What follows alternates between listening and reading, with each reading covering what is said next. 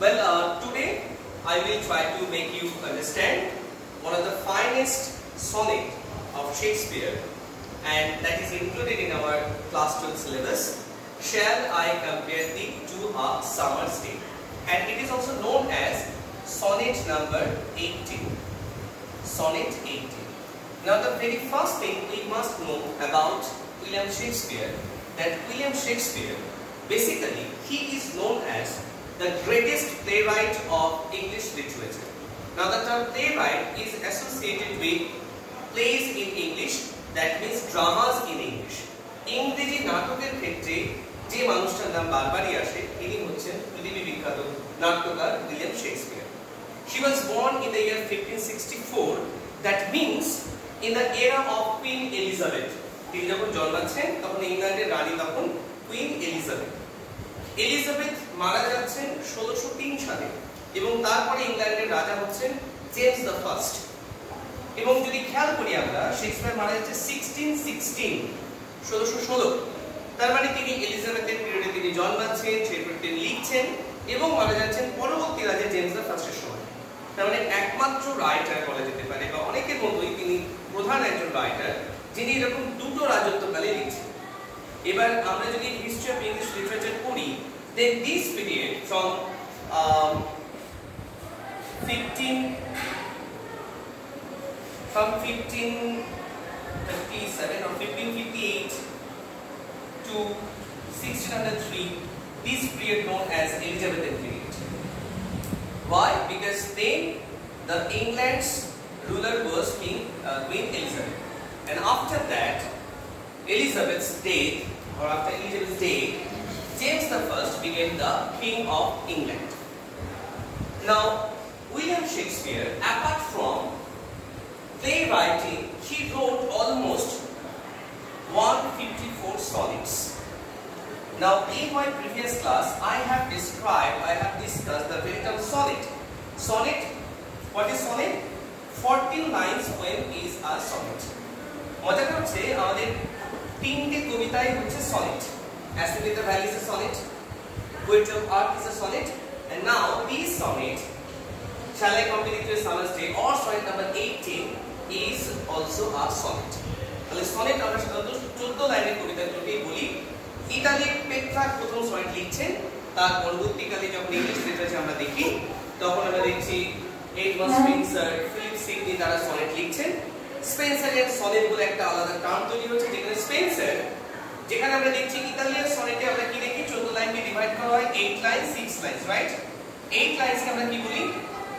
Octet, আর 6 লাইনসকে আমরা বলি সেস্টেট। আর এর একটা পার্টিকুলার রাইম স্কিম থাকে, কিন্তু দেখলাম স্পেন্সার প্রথম তিনি 14 লাইনসকে 4টে লাইনে ভাগ করছেন, 4 4 4, 3 4 12, আর লাস্টে দুটো লাইন সেটাকে আমরা বলছি কাপলেট। এই যে 4 লাইন, এটাকে একটা 4 লাইনকে বলা হয় quatrain, Quatrain, remember the spelling. 4 lines are known as quatrain, whereas the last 2 lines are known as concluding couplet. Couplet means দুই। তাহলে এই ক্ষেত্রে এই যে sonnet number 18, this sonnet is very special of Shakespeare, not only of its thematic aspect, শুধুমাত্র বিষয়গত দিক থেকেই এটা উল্লেখযোগ্য তা নয়। মজাটা হচ্ছে শেক্সপিয়ারের এই সনেটের মধ্যে আমরা দুটো ধরনের সনেটের বৈশিষ্ট্য দেখতে পাই। এক হচ্ছে যেটা আমরা পেট্রার্কিয়ান সনেট দিচ্ছি 8 লাইন and 6 লাইনস, আর যেখানে স্পেন্সারিয়ান সনেট আসছে আমাদের 4 4 4 and 2। পরবর্তীকালে শেক্সপিয়ার তিনিও এই 4 4 4 2 লিখলেন, কিন্তু তার রাইম স্কিমটা পাল্টে গেল। স্পেন্সার যে রাইমে লিখতেন, শেক্সপিয়ার একটা অন্যরকম রাইম তৈরি করলেন। তার rhyme scheme AB AB, CD CD, EF EF, last এটা হচ্ছে GG। এবার আমি যদি পড়ি, Shall I compare thee to summer's day, thou art more lovely and more temperate, তাহলে if I put A in first line, if I put B in second line, then rough winds do shake the darling birds of May, then we can make the rhyme between day May and summer's leaves have too or short a date, then we can make the rhyme between temperate date. That's why it is A B A B, and the next quatrain is followed the rhyme scheme C D C D, and the last one E F B F, and the concluding couplet is G G. I will explain it later. Well, now why this sonnet is so important, not only because of its thematic aspect, but the very structure of the sonnet is so fascinating that here in this particular sonnet, Shakespeare has combined two types of sonnet. Number one, Shakespearean sonnet. Number two, the concept of Petrarchan sonnet. কিরকম? আমরা যদি প্রথম দুটো quatrain পড়ি 4 lines, তাহলে এটা হচ্ছে 8 line হলো। তাহলে 8 লাইন পেয়ে গেলাম অক্টেভ। শেষ স্টেট যখন আমরা 6 লাইন পাচ্ছি, তাহলে লাস্টের 4 আর 2 দিয়ে 6 হচ্ছে। এর মজাটা হচ্ছে পেট্রাকিয়ান সনেটে বলা হচ্ছে যে একজন পোয়েট তার সনেটে বা একজন সনেটিয়ার তার সনেটে প্রথম 8 লাইনে যা যা বলবে, যদি কোনো সমস্যার কথা বলে, তাহলে লাস্ট 6 লাইনে দিয়ে তার সমস্যার সমাধান দেবে। তার মানে প্রথম 8 লাইনে যা বিষয়বস্তু থাকবে, পরবর্তী বা শেষের 6 লাইনে সেটা চেঞ্জ হয়ে যাবে, চেঞ্জ হবে। এই চেঞ্জটা বলে শিফট। কি বলে? চেঞ্জ হয়ে যাবে, শিফট। এই শিফটটাকে কবিতার ভাষায় বলা হয়, সনেটের ভাষায় বলা হয় ভোল্টা। কি বলে? ভোল্টা। এবার আমরা মজাটা দেখছি যে একেবারে 9th লাইনে গিয়ে আমরা দেখছি ওখানে একটা বাট বলে আছে না, বাট আছে না, বাট 9th লাইনে কি আছে? বাট আছে না। বাট দিয়ে শুরু হচ্ছে এই সেস্টেটের প্রথম লাইনটা, তাই তো? 9 নম্বর 9th লাইন। এই বাট মানে বাটকে আমরা কখন ব্যবহার করি? যে আমরা আমাদের ফ্লোতে কথা চলতে চলতে চলতে যখন আমরা আমাদের চিন্তা ভাবনা পাল্টে যায় না, এরকম বাট। কিন্তু এটা এরকম হতে পারত। তার মানে কি আগে যা যা আমি টোনের কথা বলছিলাম সেটা চেঞ্জ হয়ে গেল। তো কবিতার ক্ষেত্রেও যদি এরকম চেঞ্জ হয় যে প্রথমে যা যা বলছিলেন সেটা যদি একটা সার্টেন টাইমে এসে চেঞ্জ হতে থাকে, তাকে রেটরিকের ভাষায় তাকে বলা হচ্ছে, কবিতার ভাষায় সার্টেন একটা টার্ম ইউজ হয়, টেকনিক্যাল টার্ম, যার নাম হচ্ছে ভোল্টা, and that is indicated by Bart in this particular sonnet, sonnet number 18, shall I compare it to a subscript. Now coming back to 154 sonnets, we can divide these 154 sonnets, or critics have divided these 154 sonnets into 2 or 3 categories. এই 154টা সনেটকে আবার 2-3টে ক্যাটাগরিতে ভাগ করেছে, যাদের একটা category হচ্ছে Mr. Doubleday sonnet. Mr. Doubleday sonnet. Almost 127 sonnets are there, or 117 I think. 117, 117 sonnets are about Mr. Doubleday. Now the very question and the debate is, who is Mr. Doubleday? ইংরেজি সাহিত্যের এই বিতর্ক এখনো কমেনি, এটা এখনো মিটে যায়নি যে কে এই মিস্টার ডাবলেজ। তাতে আমরা 3টে নাম পাই, অনেক আরো অনেক নাম জোড়ে। ইনিশিয়ালি আমরা 3টে নাম পাই। হেনরি রিথোথেসলে বলে একজন ছিলেন, যিনি ছিলেন 3rd Earl of Southampton. Earl মানে সেখানকার একজন প্রশাসক বা কাইন্ড অফ সেখানকার একজন রাজকুমার, prince, this kind of. Henry Wriothesley তিনি ছিলেন ইংল্যান্ডের সাউদাম্পটন বলে একটা জায়গা, সেখানকার আর্ল। তিনি সম্ভ্রান্ত পরিবারে ছিলেন এবং তিনি প্রচুর রাইটারদেরকে প্যাট্রোনাইজ করতেন। প্যাট্রন মানে কি? যে হয়তো কেউ ভালো লিখছে, তাকে বলা হলো ঠিক আছে তুমি লেখো, তোমার পাবলিকেশনের জন্য যা খরচা লাগে আমি দেব। এরকম হচ্ছে অন্যদেরকে যখন কোনো কিছু কাজের জন্য উৎসাহ দেওয়া, এগিয়ে দেওয়া, অর্থ দিবে, সাহায্য করা, তাদেরকে বলা হয় প্যাট্রন। তো আর্ল অফ সাউদাম্পটন যিনি ছিলেন হেনরি রিথোথেসলে, তিনি সেই সময়টা অনেককেই প্যাট্রোনাইজ করেছিলেন। তো অনেকে ভাবেন যে শেক্সপিয়ারের যেহেতু তার সঙ্গে একটা সখ্যতা ছিল, বন্ধুত্ব ছিল, তাহলে হতে পারে এই মিস্টার ডবলেস হচ্ছে হেনরি রিথোথেসলে। আবার কেউ কেউ বলছে উইলিয়াম হার্বার্ট, তিনিও হচ্ছেন 3rd আর্ল অফ পেমব্রোক। পেমব্রোকের এক যে আর্ল, তার যে শাসক বা তার যে সম্রাট কাইন্ড অফ, তিনি হচ্ছেন, নাম ছিল উইলিয়াম হার্বার্ট। তাহলে WH হলো উইলিয়াম হার্বার্ট। অনেকেই বলেন যে উইলিয়াম হার্বার্ট তার সঙ্গে শেক্সপিয়ার যেহেতু সখ্যতা ছিল, বন্ধুত্ব ছিল, একটা ইন্টিমেসি ছিল, হতে পারে এই মিস্টার ডবলেস হচ্ছে উইলিয়াম হার্বার্ট। আবার কেউ কেউ বলছে যে উইলিয়াম হ্যাথক্লিফ, তিনি ছিলেন লর্ড অফ মিসরুল। মিসরুল বলে একটা জায়গা, লর্ড অফ মিসরুলের যে তিনি যে উইলিয়াম হ্যাথক্লিফ, এই মিসরুলের যে লর্ড উইলিয়াম হ্যাথক্লিফ, তার সঙ্গেও শেক্সপিয়ার অ্যাসোসিয়েটেড ছিলেন।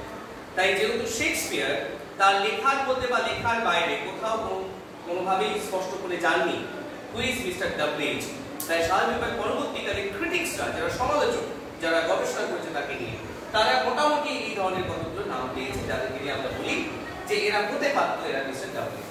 যাই হোক না কেন, আমরা দেখেছি যে শেক্সপিয়ারের সমস্ত যে সনেটগুলো, তার মধ্যে যেগুলো মিস্টার ডাবলিচ সনেট, সেই মিস্টার ডাবলিচ সনেটের মধ্যে তিনি তার বন্ধুর প্রতি যে ভালোবাসা, তার বন্ধুর প্রতি যে কৃতজ্ঞতা, তার বন্ধুর সঙ্গে তার যে ইন্টিমেসি, এটাকে এত সুন্দর করে দেখিয়েছেন। বা তিনি প্রকৃতির সমস্ত কিছুর মধ্যেও তার বন্ধুর সৌন্দর্য কোনোভাবেই ধ্বংস হওয়ার নয়, ইভেন মৃত্যু পর্যন্ত তার বন্ধুর সৌন্দর্যকে নষ্ট করতে পারে না। এই যে love towards the friend, this is very very beautiful in sonnets. আরেকটা টাইপের সনেট আমরা পাই শেক্সপিয়ারের, that is dark lady sonnet. Dark lady sonnet, যেখানে তিনি তার লেডি লাভের প্রতি তার ভালোবাসা প্রকাশ করছেন, এবং তিনি আমরা দেখেছি যে কনভেনশনাল ওয়েতে একটা খুব স্বাভাবিক কবিদের মধ্যে একটা টেন্ডেন্সি রয়েছে যে তার প্রেমিকাকে বা তার স্ত্রীকে পৃথিবীর সবচেয়ে সুন্দর নারী হিসেবে দেখা। তার যে চেহারার বর্ণনা আমরা পাই কবিদের মধ্যে, কবিতার মধ্যে, সে সবচেয়ে ফেয়ার স্কিন, সে দেখতে খুব সুন্দর, তার চুলগুলো জাস্ট লাইক কাস্কেড জলপ্রপাতের মতো পড়ে আসবে, তার হাসিতে যেন মুক্ত ঝরে পড়বে, এইভাবে কবিরা মিস্টিফাই করে। বাট শেক্সপিয়ার তিনি প্রথম বলছেন যে আমার যে স্ত্রী, আমার যে প্রেমিকা, সে ডার্ক, সে কালো কুচকুচে, তার এত সৌন্দর্য নেই, বাট তাকে ভালোবাসে। সে বলছে সনেট নাম্বার 30, যত মনে পড়ছে, সনেট নাম্বার 30 তে অসামান্য একটা সনেট, ডাবলিচ সনেট নাম্বার 30, সেখানে বলছে যে আমার স্ত্রী এরকম ডার্ক স্কিন, তাতে করে একটা ভালো যে কেউ তার দিকে ফিরেও তাকাবে। অতএব আমার স্ত্রী যদি সুন্দর হতো তাহলে অনেক পুরুষ তার দিকে তাকাতো, সেটা আমার জেলাস ফিল হতো, আমি সহ্য করতে পারতাম।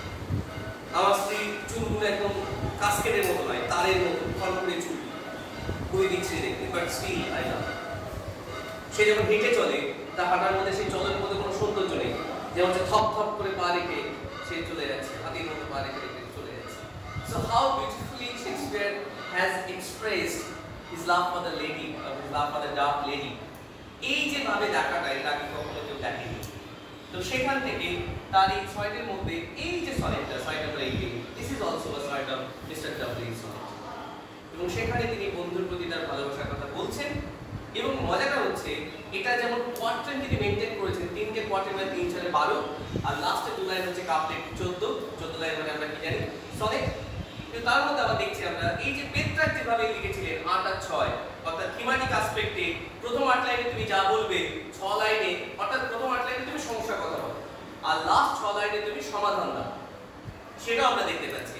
তাই বলা হয় sonnet number 18, Shakespeare shall I compare it to a summer's day, is one of the finest sonnet, as because here we find amalgamation of 2 types of sonnets.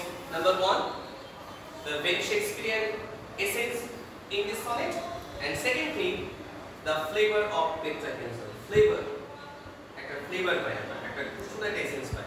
And now the text begins like, shall I compare thee, THEE, it's a archaic English, the মানে হচ্ছে তুমি, এটা meaning যুক্ত।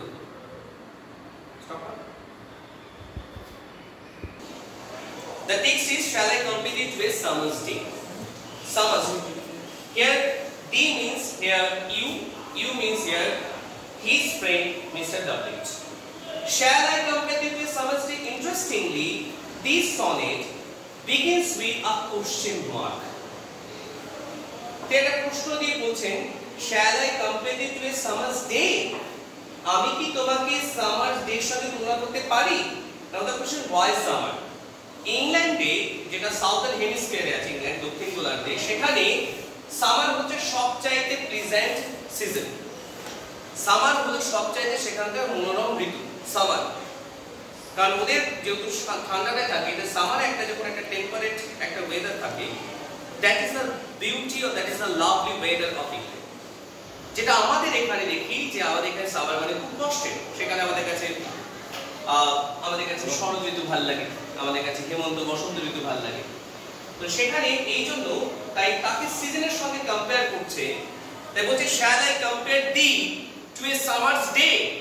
আমি কি তোমাকে এই summer's day সঙ্গে কম্পেয়ার করতে পারি?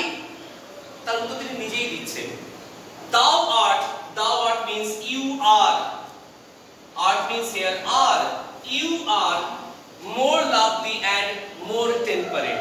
Now, first he begins his sonnet with a question, and in the second line he is answering his own question. And তিনি বলছেন, thou art more lovely and more temperate. বলছে তুমি বা তুমি এই সামারটির চাইতে অনেক বেশি সুন্দর, অনেক বেশি টেম্পারেট, অনেক বেশি ব্যালেন্সড, অনেক বেশি তোমার স্বাচ্ছন্দ্যতা। And now rough winds to shake the darling buds of May.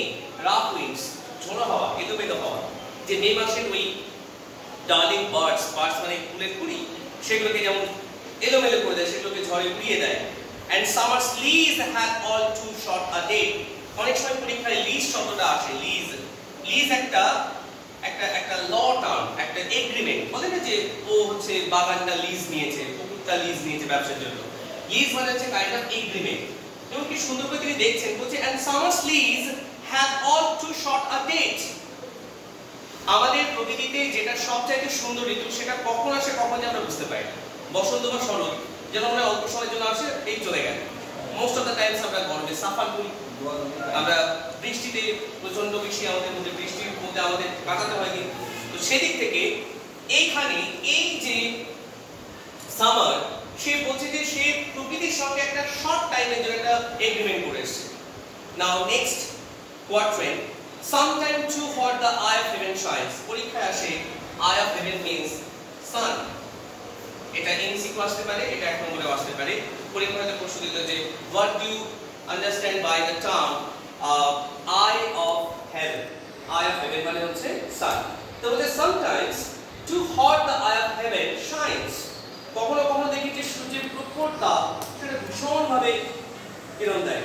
Sometimes too hot the eye of heaven shines, and often is his gold complexion dimmed.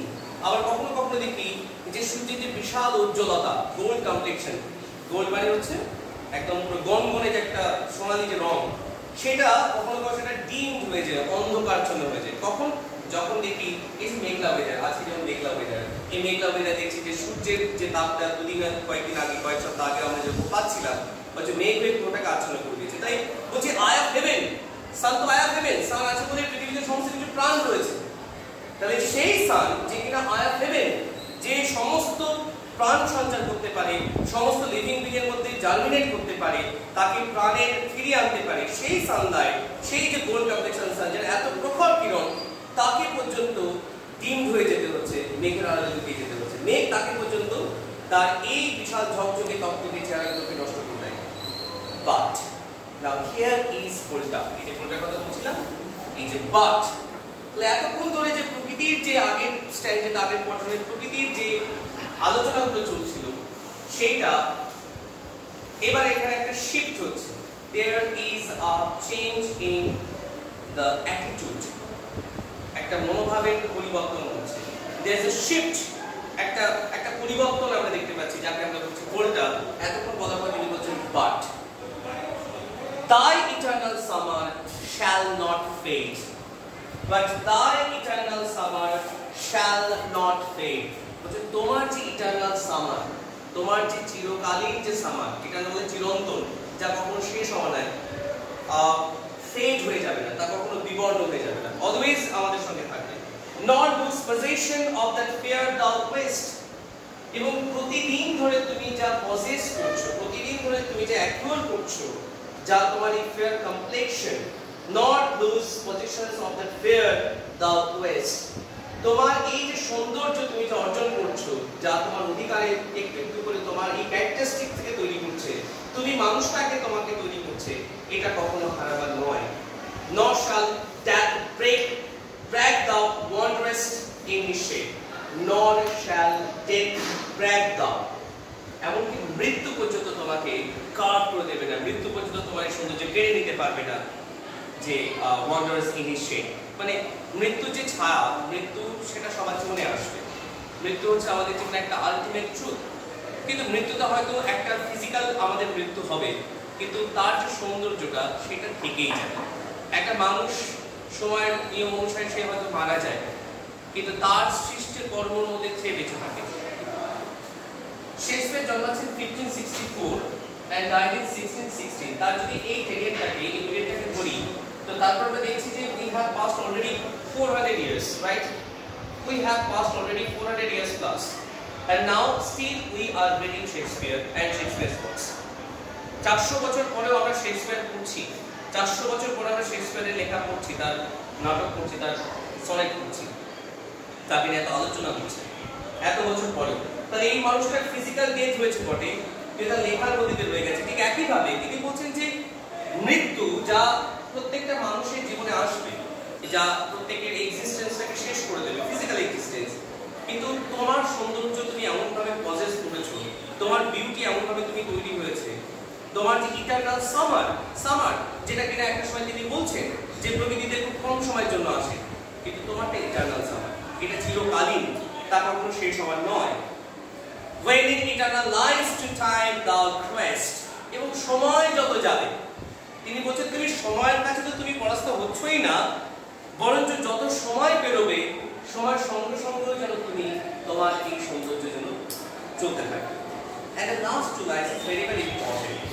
So long as men can breathe or eyes can see, তাই যতদিন ধরে মানুষ শ্বাস নেবে আর যতদিন মানুষ চোখে দেখতে পাবে, তার মানে যতদিন একটা মানব জাতি, একটা মানুষ সমাজ, মানুষ সভ্যতা থেকে যাবে এই পৃথিবীতে, so long lives these and these gives life to thee, আর সেই মানুষগুলো যতবার করে আমার এই সনেট পড়বে ততবারই আমার বন্ধু আবার একটা জীবিত হবে। কি ফ্যান্টাস্টিক!